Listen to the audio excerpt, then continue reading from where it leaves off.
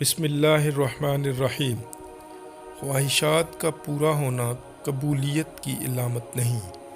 کتب میں ایک واقعہ لکھا ہے کہ دو شخص، ایک عیسائی اور ایک مسلمان، دونوں بستر مرگ پر تھے۔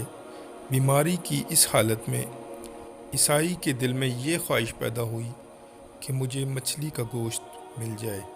اللہ تعالیٰ نے فرشتہ سے فرمایا کہ جاؤ اس عیسائی کے گھر کے تالاب میں ایک مچھلی ڈال آؤ تاکہ اس کی خواہش پوری ہو جائے۔ مسلمان کے دل میں یہ آرزو ابھری کہ زندگی کے اس آخری حصے میں مجھے زیتون کا تیل میسر ہو جائے۔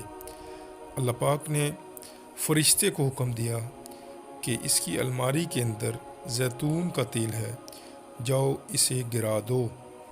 تعالیٰ کا حکم ہے کہ اس عیسائی کی خواہش پوری کر دو اور اس مسلمان کا زیتون کا تیل گرا دو۔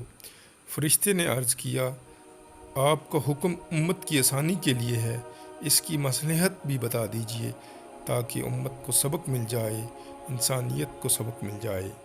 اللہ رب العزت نے فرمایا، وہ جو عیسائی ہے دنیا کے لحاظ سے اس کی ایک نیکی باقی ہے، میں چاہتا ہوں کہ اس کی اس نیکی کا بدلہ بھی دنیا کے اندر ہی دے دوں، اور جب وہ میرے پاس آئے تو اس کے لیے سوائے جہنم کے اور کچھ نہ ہو، اور جہاں تک تعلق اس مسلمان کا ہے تو اس کی ایک کوتاہی اس کے دامن پر رہ گئی ہے۔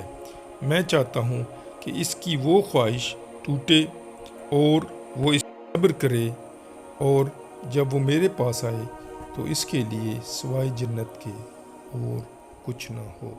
اس طرح کی مزید معلوماتی ویڈیوز کے لیے